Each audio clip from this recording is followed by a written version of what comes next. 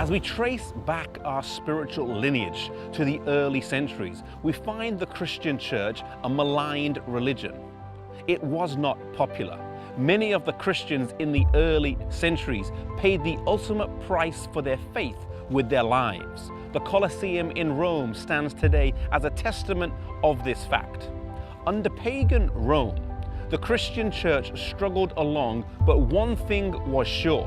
The intensity of the persecution kept the church free from nominal and lukewarm Christians. If you were a Christian, you had to be all in. There was no middle ground. But in the 4th century, an event would come along that would change all of that dramatically. The conversion of Constantine changed the course of history for the whole of Christendom, and the roots of that come down here to York, England. In 306 AD, Constantine was declared emperor here.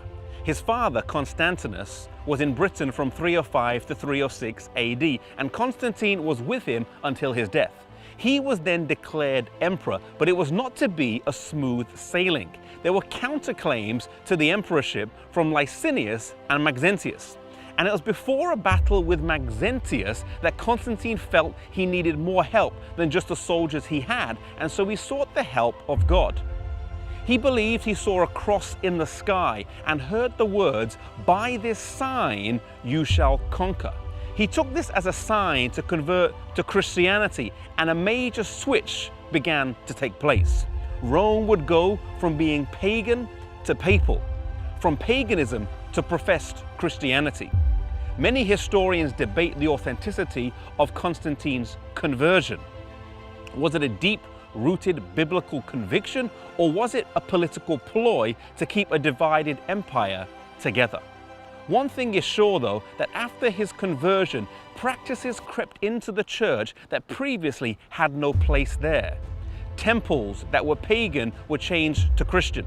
The Pantheon in Rome was changed into a Christian church, and the names of gods were changed to Christian saints. For example, Jupiter became Saint Peter, and the list goes on.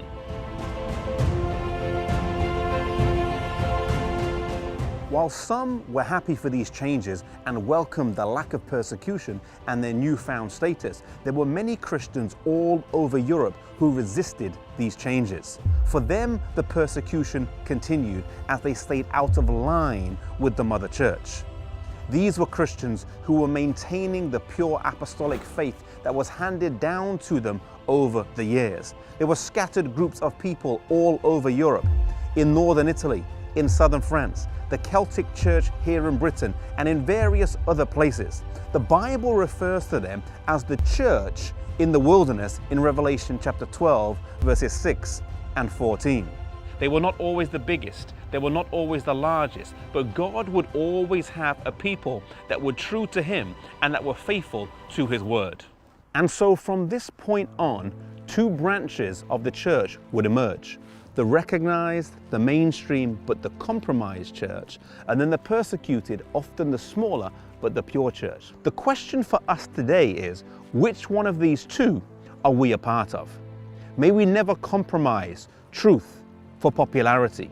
May we be faithful to God and to His word, no matter what the situation is.